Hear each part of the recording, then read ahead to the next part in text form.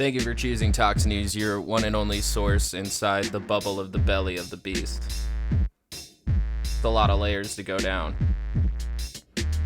So, what is the program we have here for you today? It's coming straight from Fox News. We have a report from Laura Ingraham on how Biden is too weak to steer his party away from self-destruction. And then we have Den Crenshaw saying Biden's culture wars will kill the environment, American jobs. All of these exaggerations in order to keep their viewers reactionary. Again, no Militia Watch update just yet, maybe next week. But we do have these two segments analyzing the Biden administration through a right-wing echo chamber perspective, and we're gonna get into that today. A little easy breezy.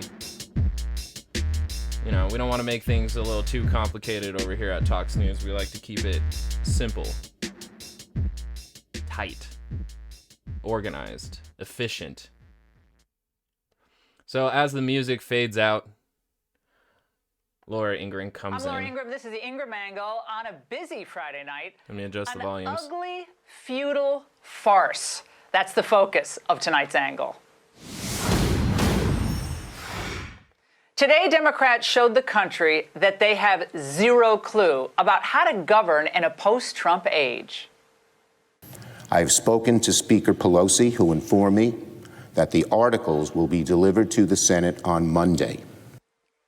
Obviously fearful of a primary challenge from AOC down the road, Chuck Schumer is pushing forward with a trial almost 1 year after the first impeachment farce that focused on Ukraine. Now, after initially suggesting a trial next week, the Senate reached an agreement earlier tonight to push it till Feb 9th. But, folks, that doesn't change the facts. This is an egregious, vicious act of political violence against the U.S. Constitution and our country. It's also It's not. It's the use of our Constitution.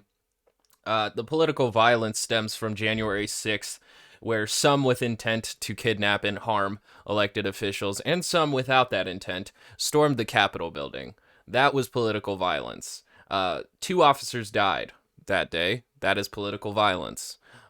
Several of the protesters, rioters, died that day as well at the hands of the state. That is political violence. Impeaching a president doesn't fit that bill, Laura. an incredibly stupid mistake that's going to hurt. In fact, there's multiple articles and amendments in there specifically about the procedures and when, how to impeach a president. It is part of the Constitution, and so it cannot be an act of political violence against the Constitution. This is her doing that whole thing of, in order to overturn the elections and have President Trump remain president, that was protecting America. That's like subtle radicalism. Joe Biden. Now, first, I want to tell everyone, they have to spare us the claim that Democrats and a handful of Republicans are trying to make that they truly care about punishing individuals who incite political violence. Where was their sanctimony and demands for justice when Minneapolis was smoldering? How about when businesses and innocent people in LA and New York were under attack? And of course, like, establishment Democrats did condemn all the rioting and property damage that happened throughout the BLM protests. But there was no, like, head figure or president telling them to go out and do this. Sure, Kamala Harris had said that there needs to be protests, but that wasn't a co-signment to property damage. That only fits in the mind of conservatives and right-wingers who think that instantly, as soon as BLM hits the streets, it's going to be a riot. Or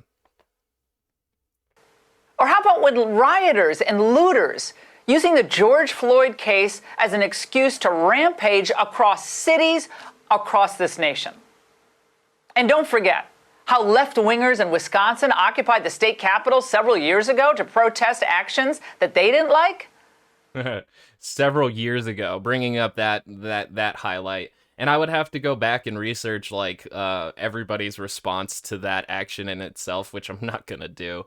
But the thing that you could note from the video itself is that the people who were inside the building were unarmed. So it's not necessarily even close to equivalent to the occupation that happened in Michigan last year during the anti-lockdown protests, where armed individuals with loaded rifles went into the state capitol during a session of their Congress. So, why are we ignoring that right now, Laura? The state capitol several years ago to protest actions that they didn't like? Where were all the concerns raised then? Like, we would literally have to go back in time to look at what the response was, and that's not really worth the effort. And of course, like, her viewers aren't really going to remember anybody coming out and say, like, condemning those actions or anything like that. Like, that case is so old that people are just going to be like, you know what? I don't remember any outrage from that. The entire exercise is unconstitutional, as former federal appellate judge Ken Starr said last night. The president is gone. He's off to San Clemente. This is done. It's over with. That's the relevant president, not an obscure 1876 proceeding against a secretary of war. That I find it painful that very, very able people, some of whom are my friends, are saying, well, there's the key precedent. Well, it's just not. And by the way, are Democrats actually saying that it would have been constitutional for Republicans to have demanded articles of impeachment against former Vice President Joe Biden last year over what he really knew about Hunter Biden's China payoff? I mean, how would you put articles of impeachment forward when he wasn't holding office? So, like, this is like ridiculous and a really thin through line to like Hunter Biden's controversy among the right wing, which like Fox News wasn't even willing to report in its initial like outcome. Like, when it first came out, Fox News refused to pick up the story, but then they like still kind of like vaguely reference it in their segments, like they're doing right now, because there's other news websites who are able to go into further depth into supposedly the corruption in the Biden family. So it allows Fox News, this mainstream website that actually didn't take the risk of reporting that story, to just at least reference it and remind you, hey, Biden has close relations to the communists. And it's not true. Like, Hunter Biden had a hedge fund company that worked around the world. And so having these like connections through major governments, it's not a sign of corruption. It's a sign of business dealings. And so far, the Republican Senate Intelligence Committee has come forward and said there is nothing to see here. And yet they still use it in reference to almost everything that Joe Biden does. I mean, long out of office, but I mean, could they be impeachable crimes? What would they have said about that? Third, this impeachment action is as pointless as it is vindictive. The Hill reporting that only 5 or 6 Republican senators at the most seem likely to vote for impeachment. And a conviction would require at least 17 GOP votes if every Democrat votes to convict Trump. So it's like watching a football game. You already know what the score is going to be at the end. So since we already know that impeachment will fail, Democrats plus Senator, I like to call them Romkowski. I mean, back in the Trump's Ukraine impeachment, like, we knew that wasn't going to pass. We knew that the Senate wasn't going to actually convict Trump, but that doesn't mean not doing it isn't important. So, I mean, like, we have to do it, set precedent, and let them know that incitement of riot and giving comfort to insurrectionists is not okay for a president to do. And Trump shouldn't be allowed to hold office. And like, just that fact, impeaching him just for that is simply not enough. A third of COVID disinformation came from the president during the pandemic. That to me is an impeachable offense. I would have to find the legal grounds to fight the case of why he should be impeached just for spreading misinformation. But like, that in itself should hold precedent on why Trump should never hold an official office ever again. Must believe that their votes to convict will put them on the right side of history. What self-indulgent, self-righteous goofballs they are. You don't have to believe that President Trump did everything. I mean, that's amazing that Laura just came up with their reasons for them without having them on the show to describe why they would vote to impeach the president while being in the GOP. But that's great. Let's just assume their reasons and then call them narcissists. That's awesome. Right post-election, and I don't, to find the impeachment mob sickening. They're not trying to address a constitutional problem here. They're trying to tag all Trump supporters as dangerous white supremacists who want to overthrow the government. Now, I've already covered that in the previous episode, the gospel of anarcho-authoritarianism, and it's just not necessarily true.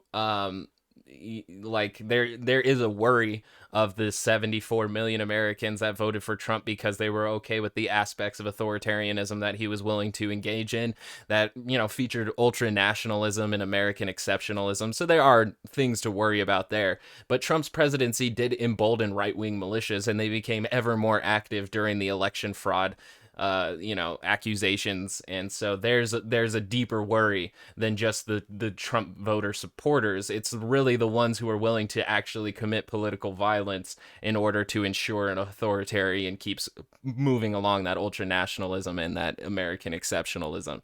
But of course, they want you to, like, if you're a conservative, they want you to feel that way, like you're the ones being targeted, because then that bolsters strength in numbers. So they're using the supporters to mask the militias. So good on you, Laura. Great. Right now, it's unclear who will even preside over the sham of an impeachment trial. But if it's Chief Justice John Roberts, if they want him, he should refuse on grounds that Trump's no longer president. But relying on him to do the right thing, by the way, is like relying on a 13-year-old boy to remember to clean his room before going to bed. So I like how she, wants him to do the right thing, but then also infantilizes and demeans him just before moving on. That's great. Like, if I want Amy Coney Barrett to do something, I should definitely just call her a sycophantic religious nutball before, please and thank you. Jesus. Another point. Going after Trump makes the Biden administration look weak. Remember when Obama pursued Bush and Cheney for war crimes? Well, of course you don't, because Obama was much too smart for that. He had too much sense. Yeah, I don't remember that either, but I'm going to have to cite something.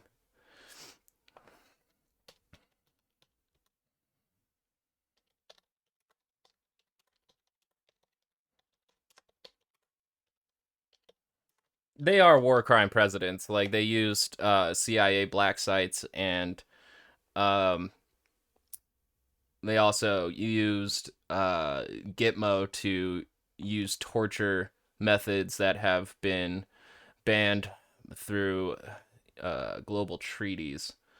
So they are, and we could also bring up the fact that through the Afghan and Iraqi war, there was a lot of civilian casualties, which is a war crime.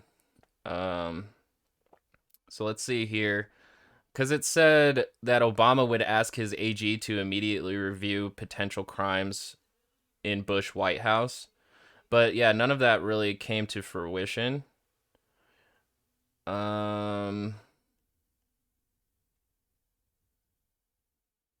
think that comes from Obama right there. So the bottom line is that Obama sent a clear signal that, unlike impeachment, which he's ruled out and which now seems a practical impossibility, he is at the least open to the possibility of investigating potential high crimes in the Bush White House. To many, the information that waterboarding, which the United States has considered torture and a violation of law in the past, was openly planned out in the seat of American government is evidence enough to at least start asking some tough questions in January 2009. So, yeah.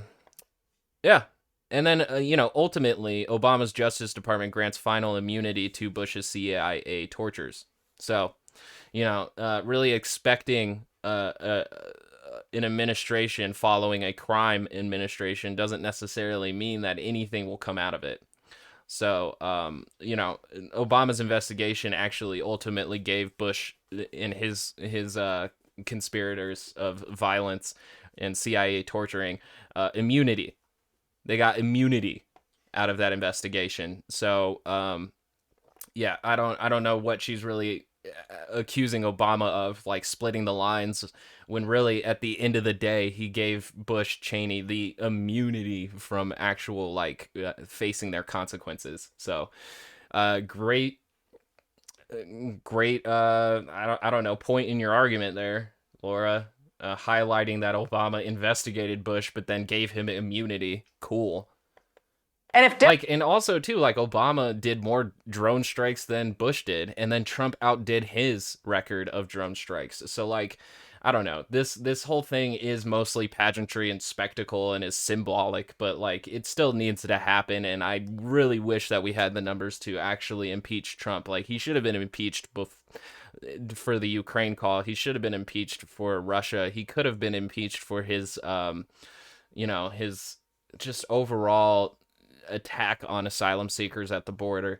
But, here we are still trying to figure out ways to spin narratives in order to dig the heels of right-wing conservatives deeper into anti-left, ideology and reactionary policies, or not policies, but reactionary beliefs. Democrats really believe that Donald Trump is disgraced and washed up with no political future? Man, they're acting really insecure about that concept. Why are they so hell-bent on a second unconstitutional impeachment trial? Don't they believe that they beat him and his ideas legitimately? Finally. That's not what it's about. It's about his actions leading up to the insurrection that happened on January 6th. So let's not pretend it's anything else. A word about Republicans who think impeachment will help them score points with the Democrat establishment and maybe even convince Republicans to turn their backs on Trump. You guys are suckers and you're fools. Most in the GOP don't believe for a moment that Trump actually wanted the rioters to take over the Capitol and carry out a coup. That idea is patently absurd. There was no malicious... I mean, there's tons of videos out there throughout the internet showing Trump's language being pretty insightful. Intent in Trump's words to be, quote, strong and fight for him. Things, by the way, he said many times over the past 5 years. Many times past 5 years. It just reinforces the building blocks to what eventually led to the January 6th and what is going to continue leading into this reactionary, anti-Biden, anti-communist, anti-socialist, anti-leftist sentiment that is going to come from right-wing militias. And look at what happened to poor Liz Cheney after her impeachment grandstanding. She's already chalked up a primary challenger. Meanwhile, Mitt Romney is a running joke, even in his home state of Utah. I mean, does he really believe the Democrats who savaged him as an out-of-touch Thurston Howell III type elite in 2012 now are clamoring to collaborate with him on policy? They despise him now as much as they did back then. And that's because he wasn't an absolute Trump loyalist. And what Trump wanted out of the GOP was absolute loyalty, which again is another aspect of authoritarianism which should be denounced and set precedents against. And I think Mitt Romney did that. I'm not a fan of Mitt Romney, but he at least stood away from the radicalization of the GOP party and said we need to remain, at least still right of center and not move farther right, which I can commend him for that. But overall, it does show that there is a bit of a fracture in the Republican Party, that some of them really demand this absolute loyalty around a demagogue. It's idol worship and it's insane. Republicans supporting impeachment believe a conviction would be worth it in order to get the Trump cancer out of the Republican Party. That's the real reason they're doing it. Yet no serious political observer could possibly think that the party that turned out in historic numbers for Trump is about to boomerang back to the policies of the Bush-Cheney era.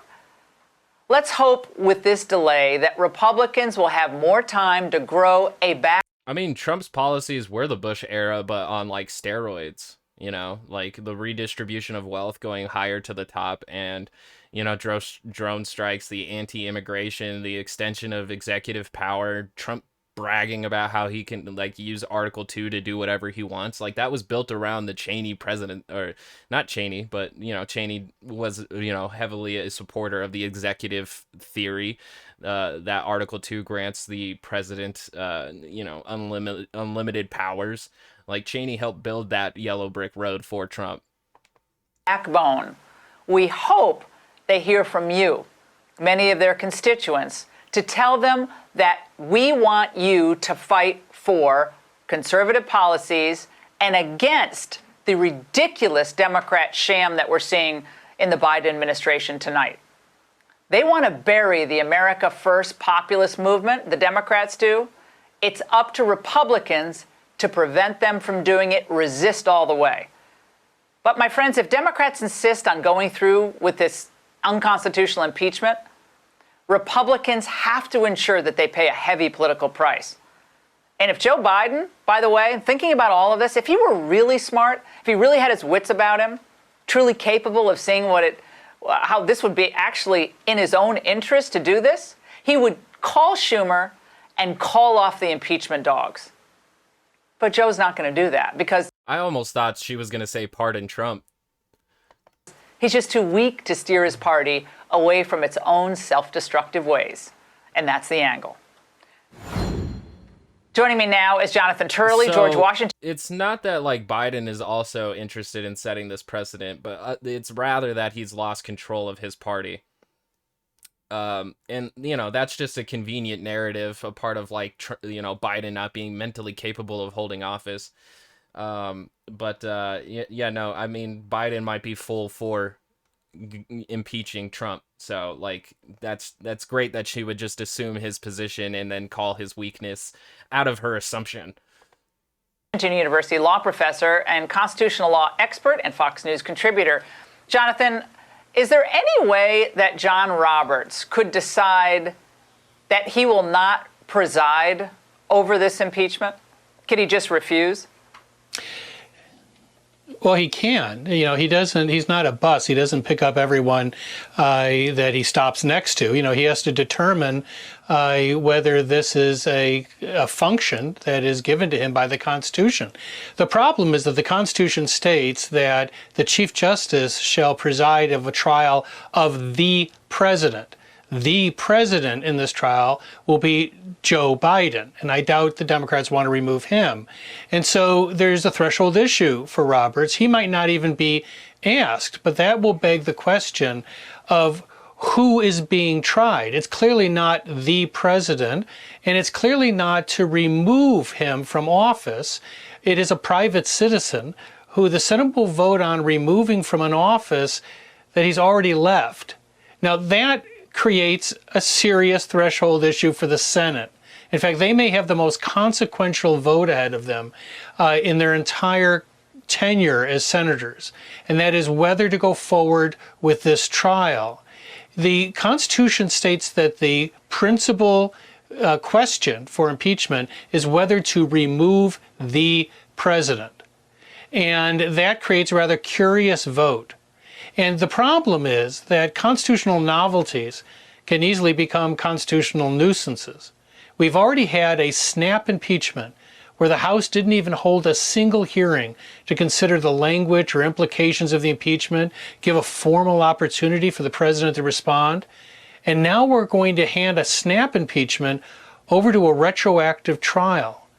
That is a very serious question for all these senators to weigh. And I'll point out one other thing. There were only 2 cases in history where this type of retroactive measure was used. And the first one was with William Blount.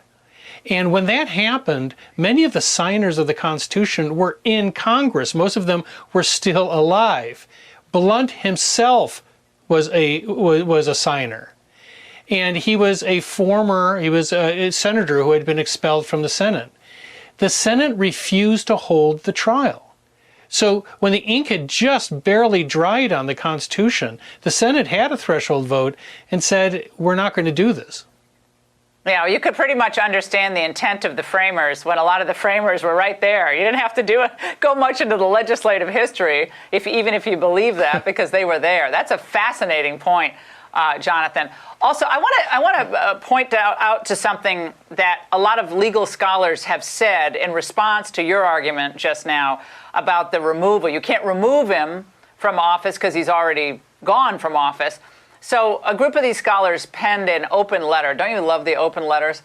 That argues that the disqualification from holding future office is equal to the removal from the office in the Constitution. Now, I don't understand how that could be possibly read into the Constitution, but these are some, very well-respected constitutional scholars who are arguing with us. Why are they wrong? Well, I know, and like many of them, I actually responded to that letter on my blog today because I believe it's ultimately wrong. But I have to stress, these are good faith arguments. This has been an open debate. I've wrestled with this since 1999. I talked about the value of even retroactive trials. But what I believe today is that those values are outweighed by the costs. And I don't agree with what the letter says. Disqualification is an optional penalty that the Senate may impose, but it is only considered after the main task of impeachment is done. You've tried and removed a president. And when they talk about future disqualification, it's in a sentence that is meant to limit the power of the Senate, to say you can't go beyond removal or disqualification. Mm-hmm. So I don't think that these things are equal in that sense. And by the way, Richard Blumenthal says that we can do this trial in just a matter of days, Jonathan. But isn't that also up to the president's defense team? I mean, what if they want to put on a multi-day or even a few weeks defense? Are we going to have the presiding judge say, no, you can only do X number of days? So they want to have a snap impeachment happen really fast, and they hope take him out at the knees. Right. This is all improvisational, and that's dangerous when it has to be also constitutional. And, I did the last judicial impeachment trial with colleagues that was held in the Senate. It took us months to present that case. They're about to try a president in a blink without a hearing in the House, in a snap impeachment, and now a retroactive trial. No. Jonathan Turley, thank you so much for being here tonight.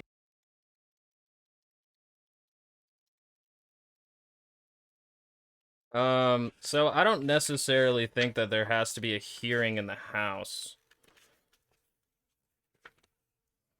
In case of removal of the president, whenever the president transmits to the president pro tempore, whenever the vice president transmits to the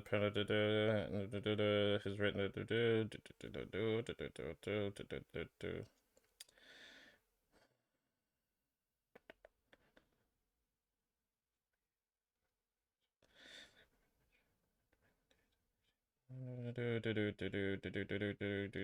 determines by 2/3 vote. Yeah, I'm not saying anything about necessarily a hearing for that. It's just usually after 48 hours within receiving the letter of impeachment, Congress has to assemble, and the House of Representatives by a 2/3 vote of both houses. That the president is unable to discharge the powers and duties of his office, the vice president shall continue to discharge the same as acting president. Yeah, I'm not seeing really anything here about them being able to or them having to have some sort of trial. So or some sort of hearing when the articles of impeachment are produced.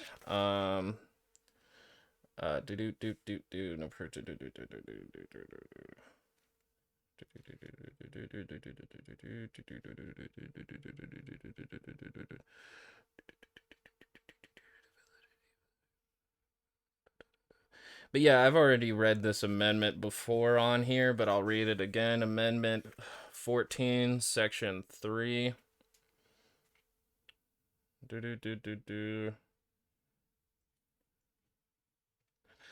No person shall be a senator or representative in Congress or elector of president and vice president or hold any office, civil or military, under the United States or under any state who, having previously taken an oath as a member of Congress or as an officer of the United States or as a member of any state legislature or as an executive or judicial officer of any state, to support the Constitution of the United States, shall have engaged in insurrection or rebellion against the same, or given aid or comfort to the enemies thereof, but Congress may by a vote of 2/3 of each house remove such disability.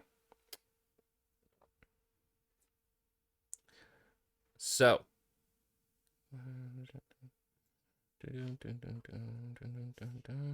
yep, that is what they are using to block Trump from running again.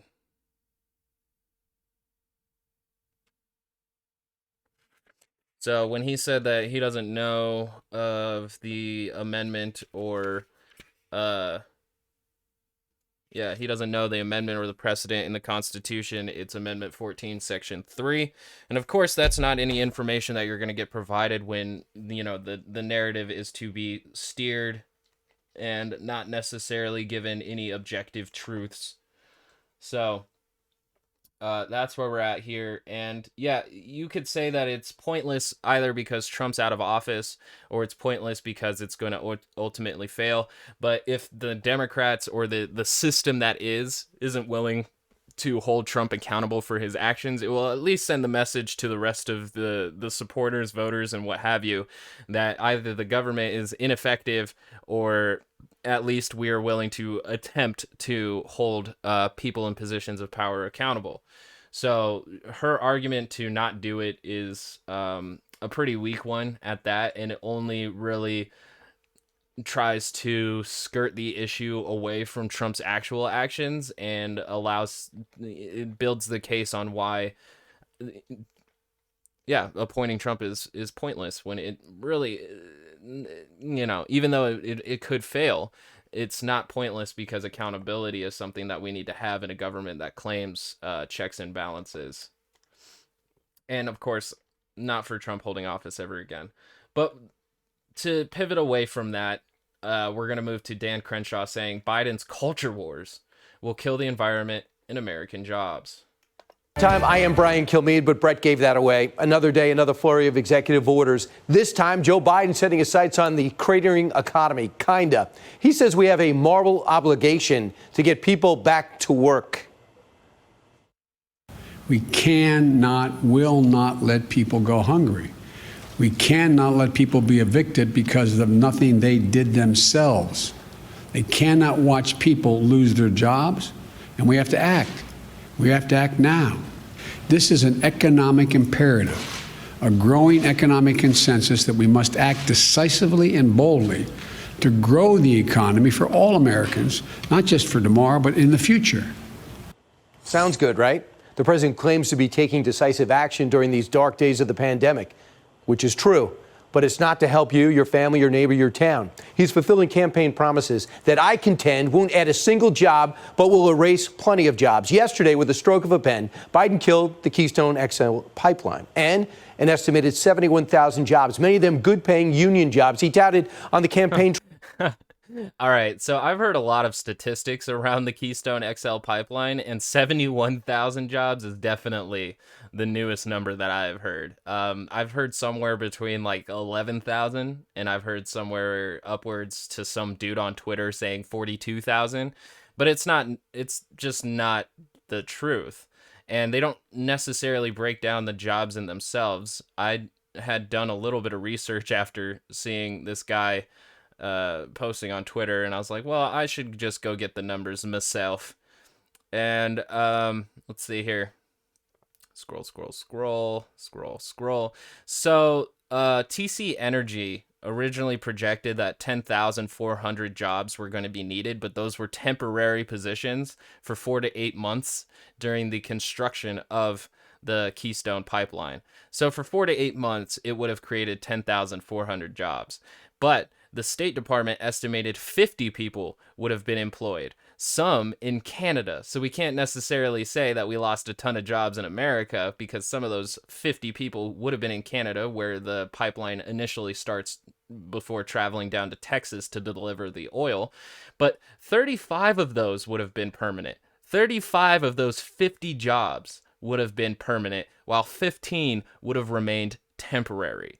So this 70,000 jobs obviously comes from like, oh, well, there's other, businesses that would have been buying the oil, and those indirect jobs are affected by this too.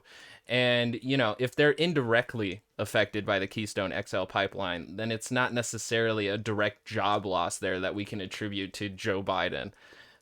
They just want the numbers as high as possible to make this sound as egregious as possible.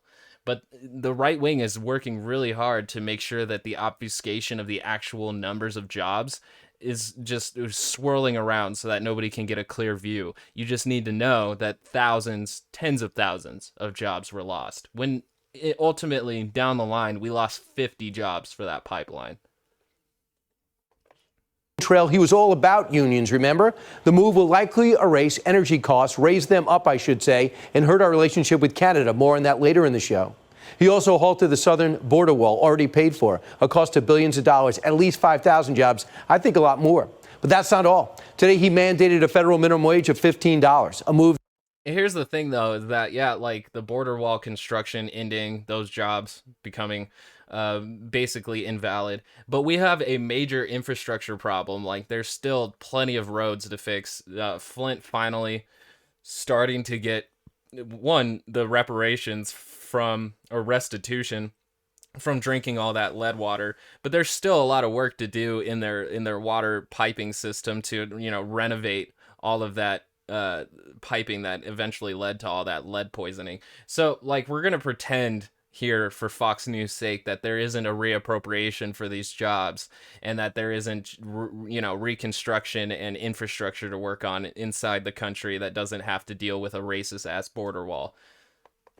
That nonpartisan CBO, the Congressional Budget Office, says will eliminate 3.7 million jobs. How does this make sense? The increased cost of labor will wage of $15, a move that nonpartisan CBO, the Congressional Budget Office, says will eliminate 3.7 million jobs. How does this make sense? The increased cost of labor is also guaranteed to hurt small businesses that are hanging on by a thread during the pandemic. Sadly, it's not the time to give people a raise, because all boats.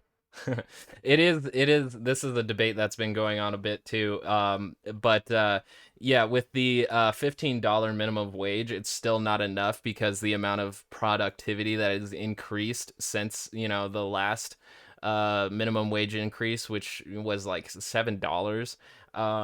The federal minimum wage moving alongside inflation and productivity levels should be upwards to $23 to $24 per hour.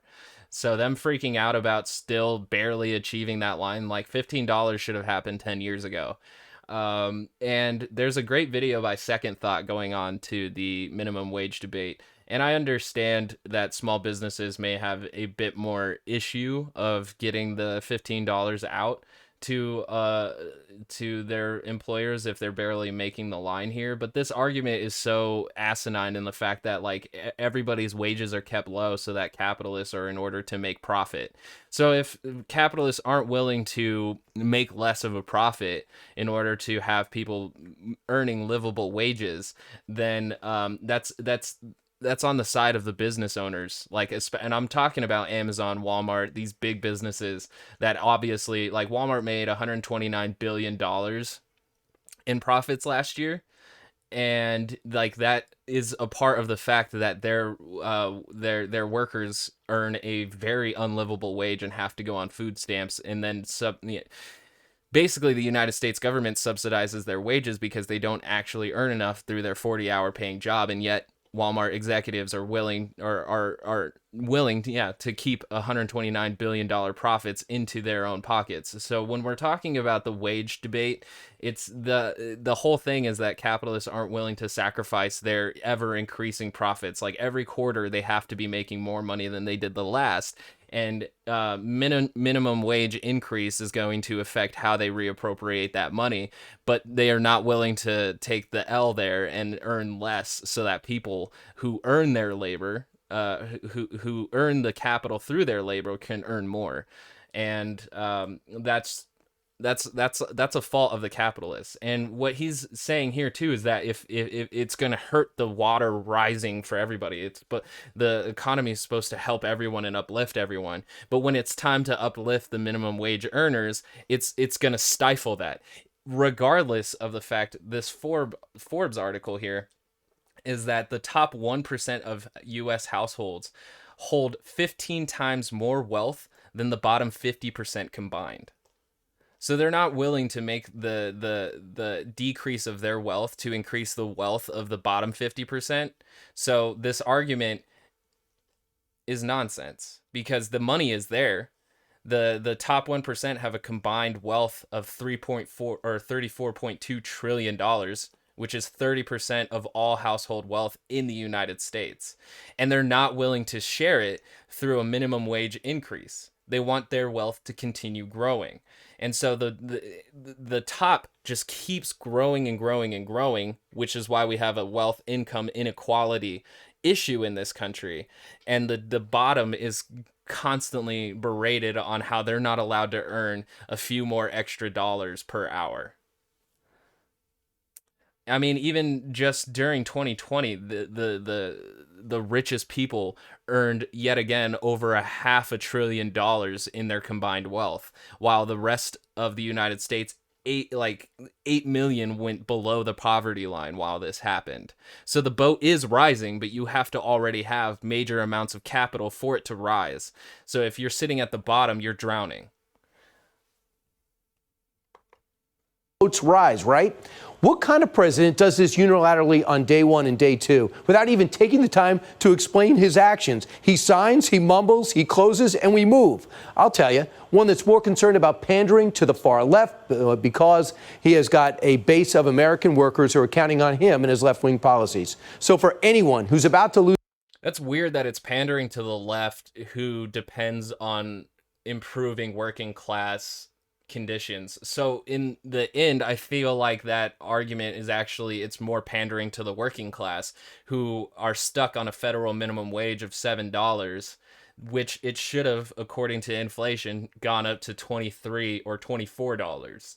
So we're literally keeping people on subsistent living wages, the bare fucking minimum. And he is arguing against the case of working class people starting to get closer to a living minimum wage, which it's still at $15 would not be enough. Lose their job because of these executive orders. Do not worry. The Biden administration has some advice for you. It's a little different, but let's listen together. So for those workers, the answer is somebody else will get a job? The answer is that we are very eager to see those workers continue to be employed in good-paying union jobs, even if they might be different ones. Here with reaction, Republican Congressman Dan Crenshaw of Texas. Congressman, I even just texted you. I'm so disappointed with what's happened over the last 2 or 3 days. There's no conversation. There's no give and take. There's no Kevin McCarthy. Let's do something together here. It was a great speech, perhaps, but is there any indication there's going to be any bipartisanship and this is going to help the economy? No, they're going to keep talking about unity, but they don't want to unify behind anything that the American working class might actually want. So you couldn't have said it better than what you just said, Brian. You know, you talked about canceling the Keystone Pipeline. That's tens of thousands of union jobs. Union jobs, by the way, that pay a lot better than jobs for, say, solar and wind. Okay, on average, $20,000 better pay for oil and gas jobs than for solar and wind. And by the way, most of those jobs for solar and wind manufacturing, those are in China. Okay, so that's what Pete Buttigieg is talking about when he says other jobs. He's not talking about good-paying American jobs. And they need to confront this fact. And they need to confront the fact that when you drastically raise the minimum wage... I mean, there's no basis for the accusation that he just said that all of those jobs are in China. There's no evidence, and he cites no source. He just says it. All of a sudden to $15 an hour, you're going to cut out millions of jobs across America. That's not according. And again, that's because corporations aren't willing to sacrifice a bit of profit in order to increase wages and keep their employees. They purposefully mow the lawn of employees so that their profits can continue to climb and increase their wealth. So again, this isn't about wages being too high. It's about profits not willing to go low. And not even to the point of like $129 billion for Walmart. Come on. According to me, that's according to the Congressional Budget Office. I've got small businesses in my district begging me to do something about this. You can't let them do this, they say. We will immediately lose our business. We're already hanging on by a thread. So listen, here's what it comes down to. If you're going to claim that you're the party of the American working class, you actually have to support working.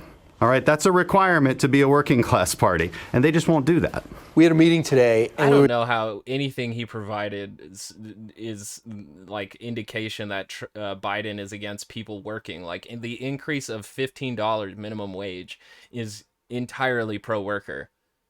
Saying, can you name one policy that was intentionally put out there by the Trump administration that would eliminate jobs? All he cared about was jobs, to the detriment maybe of other things. In fact, when you hear what Canada's perspective is, they are enraged. As much as they're happy to have a Democratic president and perhaps Donald Trump out, they wanted this XL pipeline. They know it's clean. They know it's passed 5 separate environmental tests put out by the Obama administration. It was going to be American steel that was made. I want you to listen to the Alberta Premier. His name is Jason Kenney. I mean, when one of its first runs, it already spilled over 300,000 gallons of oil. So, yeah. On this, what he says is a betrayal by Joe Biden. It's very frustrating. Yeah, I mean, if you don't, here, I'll look it up too. I don't want to be Dan Crenshaw and just throw out there.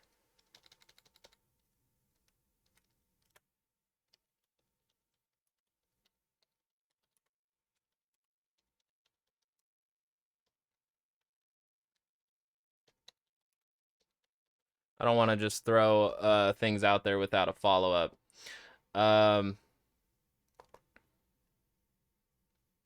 It's almost 400,000 gallons in November 2019.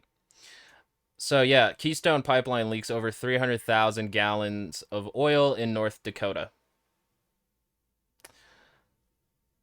The pipeline, which is operated by TC Energy and carries tar sands oil from Canada through 7 states, leaked out about half an acre of land in Walsh County. Half an acre of land. So, yeah. In like, if you look up the history too, there's a ton of court battles going on about the Keystone XL pipeline. It was an incredibly expensive project that didn't actually come to any fruitions, and a lot of it came from the initial protests against it. So this pipeline, I'm glad it failed, because all it would have really done was continue to probably spill more oil over the coming years, and 300,000 gallons is incredibly hard to clean up. But it created jobs to clean it up, so we can give them props for that. One of the first acts of the new president was, I think, to disrespect America's closest friend and ally, Canada. Evidently, he's a liberal in Canada. Dan, it isn't just me and you talking. There's a lack of logic here. Well, also, it's bad for the environment, all right? And this is what the radical left doesn't really care about the environment. This is really about the culture war to them. We know that the right doesn't care about the environment. Like, a lot of their people have been denying the existence of it. They've created advertising campaigns that build the idea that it's a hoax, and they're also unwilling to do anything to actually mitigate the emissions coming like 2025, and that's why they shit on the Paris Climate Accords, even though that's at least an agreement by major powers to start doing something, at least agreeing on a baseline value of climate change. But like, let's not pretend that the Republican Party gives 2 shits about the environment. And so in that case, they're not allowed to say who does and who doesn't care about environmental issues. Dan Crenshaw is not allowed to comment on that with his party alignment of close to climate deniers. So let's just not even go there. And for them, fossil fuels are just evil. They don't know why. They don't have to tell you why. You're stupid if you ask why. But they just want to tell you they're evil. Now, the truth is, when They harm the environment. Like they always claim that fracking is safe, but fracking goes down into water deposits in the ground, which do tend to lead to water supplies, and it actually poisons them. So it extracts the the natural gas from those water deposits, but in order to do that they have to have their own chemicals that will extract and simply isolate the natural gas into what they capture. But what they leave behind in those water deposits are those chemicals that are needed to extract the natural gas, so it effectively poisons those water deposits. So here at Tox News, they're not just evil just because. It's bad for the environment. Oil spills and ruins land, it ruins water, it ruins. And so unless we can take a shift in our ecology to match our economics, we are going to continue causing damage on the environment. So Dan Crenshaw saying nobody knows what they're talking about because he can't actually build a valid argument on why they don't know what they're talking about. When you build pipelines to transport oil and gas, you're doing it in a much cleaner and safer way than, say, transporting it by truck or by train. You're also helping North American energy independence, which is what our Canadian friends are alluding to. Because if we're not producing it and if we're not exporting, imagine if we had solar panels and wind energy, how much more independent we would be. There would be no need for the wars in the Middle East had we done that pre-2000. But since we were dependent on the petrodollar and the exchange of oil using the petrodollar, we became incredibly dependent on oil. So it's not even just an energy dependence if we keep, or independence if we keep relying on oil, because oil isn't always going to be in the United States.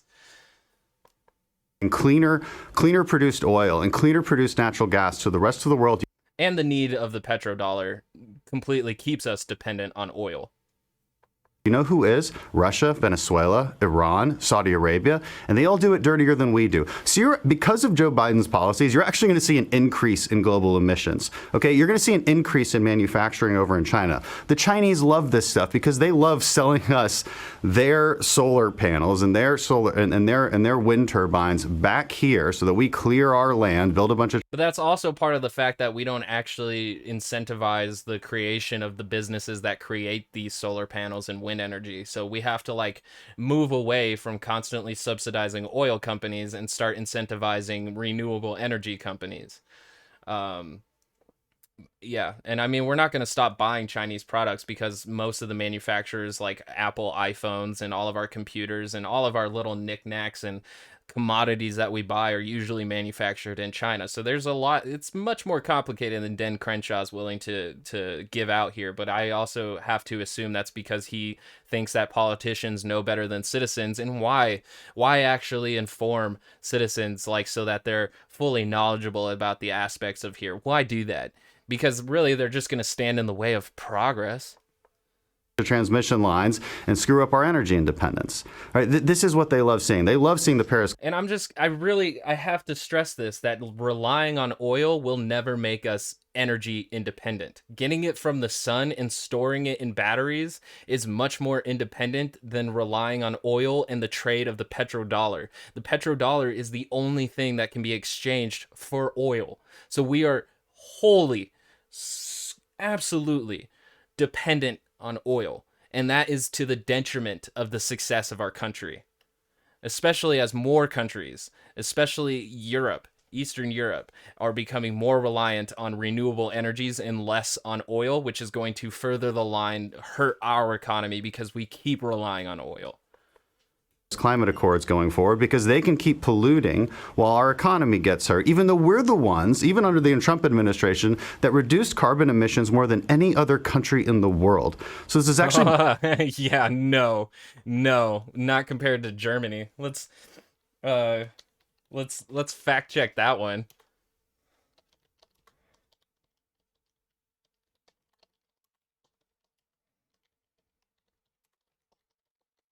Yeah, no, Dan, no. Oh man, we were in fourth place apparently, with a negative 6% decrease from the year 2000 to 2014. Am I able to actually get something that is more recent? Let's see.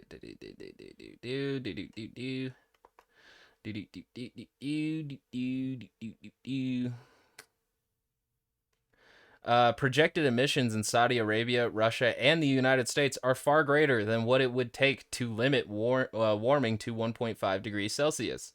So the United States actually is still showing inclines in CO2 emissions.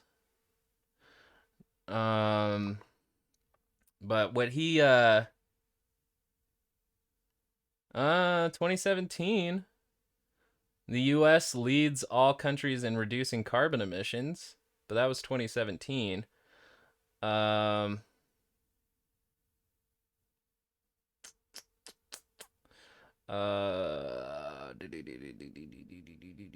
Yeah, since 2005, carbon dioxide emissions have declined by 758 million metric tons. But again, that is prior to Trump administration.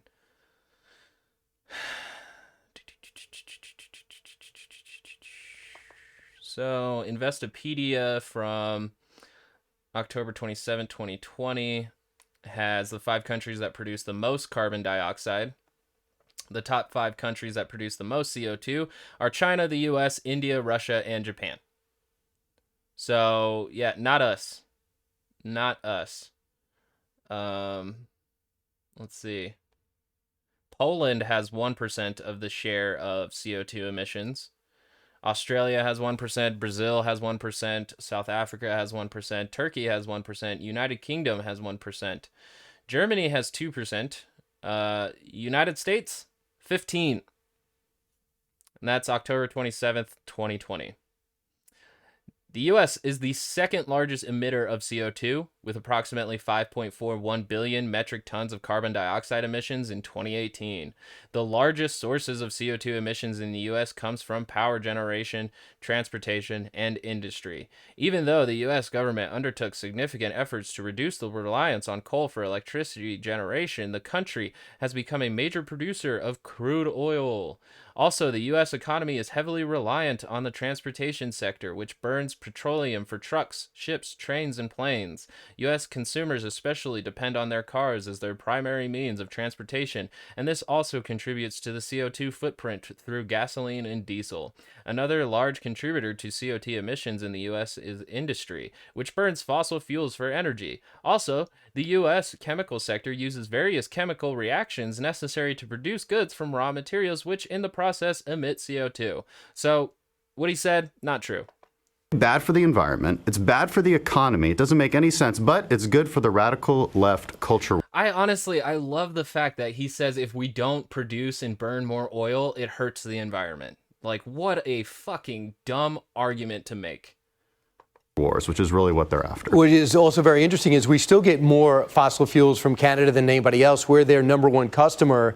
And if you want to reestablish relations with our neighbor, Joe Biden's first call is to Justin Trudeau. And I ask you, Dan, just logically, if Canada means that much to Joe Biden, where your first international call is to Justin Trudeau, why does this make sense? Can you clue me in Washington, who is Joe Biden answering? Which is also funny too, because like Canada also like wanted the United States to stay in the Paris Climate Accords, so, and they never left it either.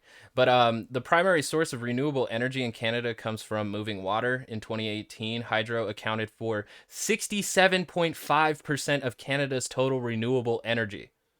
So they're much more closer to sustainable and independent energy generation than the United States. To?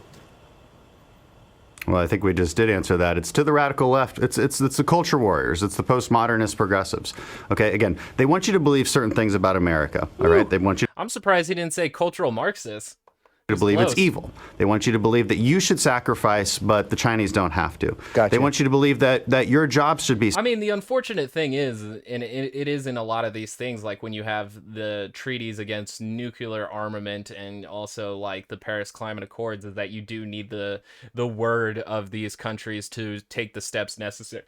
But if the United States isn't leading the way in renewable energy, another country will, and then our oil will become completely useless. We'll just have it and just sitting there, basically earning nothing. So if we don't take the steps necessary to be the first to rely on renewable energy and effectively move away from oil, then other countries will, and we will suffer because of that.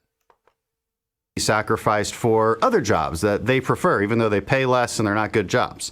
Okay, they want you to believe that the And he has no citation or no sources for that claim. The 17.6 Commission should be abolished because it teaches you that America is too good. Right. All right, and they would rather replace that with the 1619 Project. This is who he's listening to. Yeah, the 1776 Project is something that Woodrow Wilson actually would have been proud of. The revisionist, the lost cause, the guy would have been proud of the 1776 report, which basically says that criticizing the founding fathers for slavery does more damage than their actual actions of slavery for 200 years. So yeah, god damn, like, yeah, that white supremacist lost cause revisionism in the White House does need to be repealed. With the 1619 Project, it's still like a theory that tries to through line the property of slaves to the American Revolution.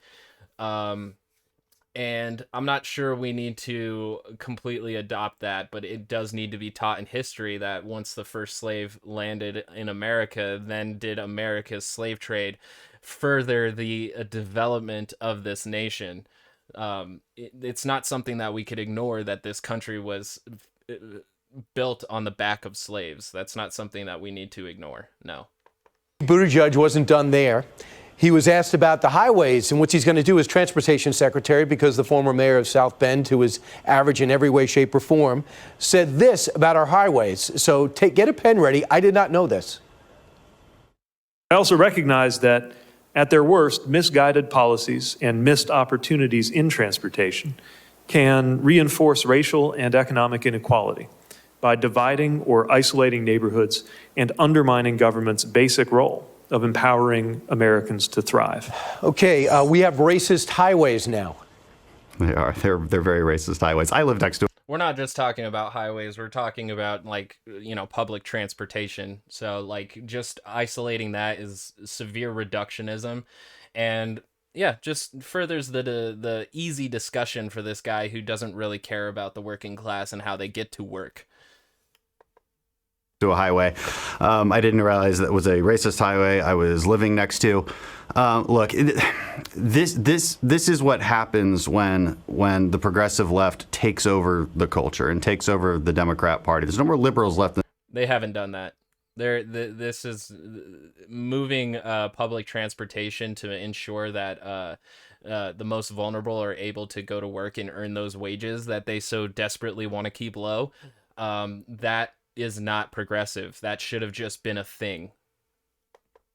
The Democrat Party. No more ideals of neutral application of law or neutral justice or universal principles, right? All of these old liberal principles that we used to agree on are no longer agreed upon. So they see everything through a social justice lens and through critical race theory, wherein every problem that you see, and the only way to solve said problem is to view it through a racial lens. And that's exactly what Pete Buttigieg is doing right now. He's completely unqualified for this job. He's certainly bright, served our country, but he's going to be transportation secretary and is able to do late night shows. So it's an interesting time in America. That used to be a rarity. Congressman Dan Crenshaw, you can officially start your weekend now, but knowing you, it's going to be a working weekend. As always, great to have you. Great to be with you, Brian. Thanks. I really appreciate you scrambling for us. Meanwhile, yikes. So I've moved into the corner of the video here to get into this Academic Times study that says critics say policies stifle growth. The opposite may be true. And not too long ago, an article had come out that solar energy is actually the cheapest form of energy generation. So, saying that doing solar panels is too expensive is no longer an argument. But I just want to read this to close it out, since they're so concerned about the oil jobs that were lost with the Keystone XL pipeline. So the article reads, environmental regulation can in fact increase worker productivity and overall capital accumulation, according to new research from Italian economists, with green taxes having the largest potential effect on productivity. Their findings, published January 12th in International Economics, confirm the Porter hypothesis, an economic theory that predicts that environmental policy will lead to innovative growth and productivity, and counter previous theories that environmental policy is a burdensome cost to companies, the researchers noted. Quote, in the past, firms were somehow against the environmental policy stringency, said Roberta DeSantis, a senior economist at the Italian National Institute of Statistics and co-author of the research. Quote, adding this might somehow incentivize firms to implement environmental policy. The Porter hypothesis was first proposed by Michael Porter and Klaas van der Linde in the Journal of Economic Perspectives in 1995. The theory says, and DeSantis' research confirms, that when strict environmental policies are implemented, it forces companies to innovate, which in turn improves production techniques in an environmentally friendly way. Quote, so it is basically a win-win solution because on the one side, firms improve their competitiveness. On the other side, it also adds to the environment, DeSantis said. To conduct their research... Oh, I'm sorry, I got a little burp bubble. Ooh. To conduct their research, DeSantis and her co-authors examined 14 countries that are members of the Organization for Economic Cooperation and Development, primarily those in Europe and North America that have closely followed OECD environmental guidelines between 1990 and 2015. The researchers measured environmental adjusted labor productivity as environmental adjusted gross domestic product for pollution abatement in per hour terms, which allowed for the consideration of a country's technological capabilities and economic structure. The researchers found that both market and non-market based policy measures positively affect labor and multi-factor productivity growth, a measure of economic performance that compares the amount of output to the amount of combined inputs, such as labor, capital, energy, and materials. Market-based policies include taxes, renewable energy credits, energy-efficient credits, and feed-in tariffs, among others. Non-market-based policies include environmental standards, such as limits on emissions, subsidies for research and development, and government expenditures. Green taxes, or taxes levied on businesses and individuals in order to promote environmentally friendly practices, had the largest impact on multi-factor productivity, though DeSantis and her colleagues wrote that green taxes need to be paired with complementary redistributive policies, such as subsidies and grants for companies transitioning to environmentally friendly practices in order to avoid damaging productivity. Quote, what is clear is that you have to face this increasing environmental policy stringency, and as a firm, probably the best is if you try to create this win-win solution so it's passed through an improvement in technology, DeSantis said.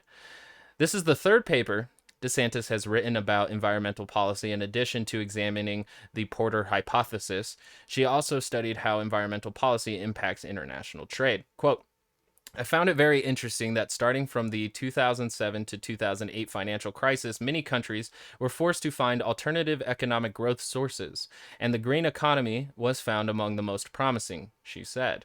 Other potential research avenues, DeSantis added, include further study of how specific policies trigger productivity growth and the redistributive impact of new environmental policies implemented by the European Commission.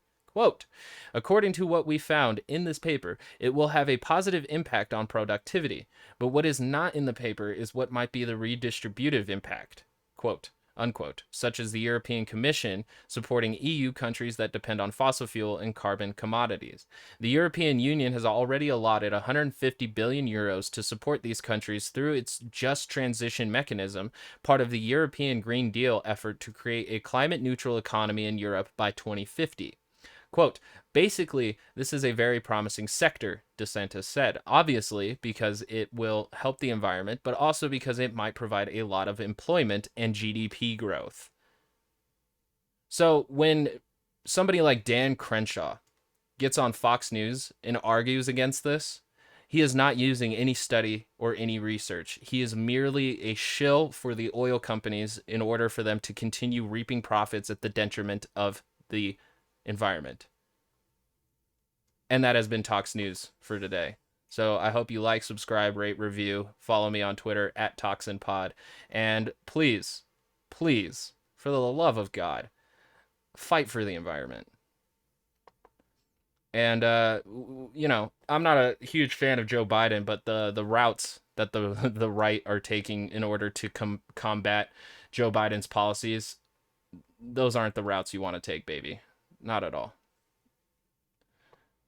And this is when the outro music is supposed to come in, I think. Hello? Is there? Oh. All right. That's been Tox News. I love you.